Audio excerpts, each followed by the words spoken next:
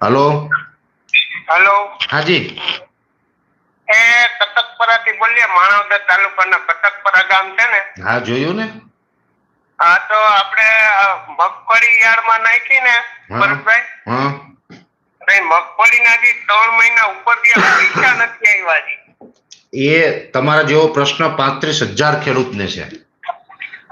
અને આની રજૂઆત અમે હમણાં જ કરી છે. ગયા રવિવારે પણ મને ઘણા બધા ખેડૂત ભાઈઓનો આ ફોન આવ્યો હતો ને આપણે રજૂઆત એની કરી છે. અને આજે પણ હજી તમે લાઈવમાં કર્યું એટલે આ સવાલ કર્યો છે, તમારો પ્રશ્ન તમે જણાવ્યો લાઈવમાં પણ કહું છું ને. આ અમે જે લાઈવનો એટલો ટુકડો છે એ પણ કાપીને તંત્ર સુધી પહોંચાડશું કે ભાઈ ખેડૂતે દિવસ રાત મહેનત કરી.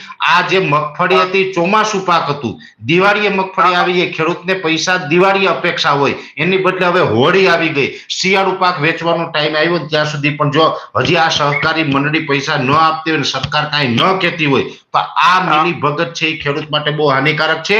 એટલે જે ખેડૂતના પૈસા બાકી હોય એ સરકારે તાત્કાલિક આદેશ કરી અને મંડળી છે એ આવનારા 1 અઠવાડિયાની અંદર તમામ ખેડૂતને પૈસા ચૂકવી દે.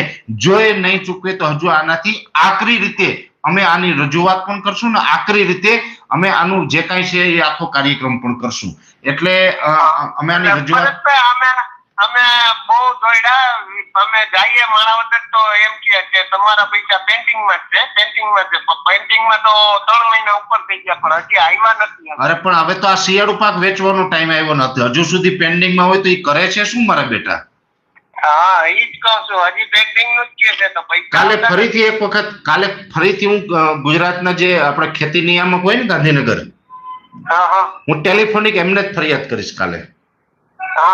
ફોન જ કરીશ કે ભાઈ હવે તમારે શું કરવાનું છે, જલ્દી જેમ બને એમ જલ્દી કરો.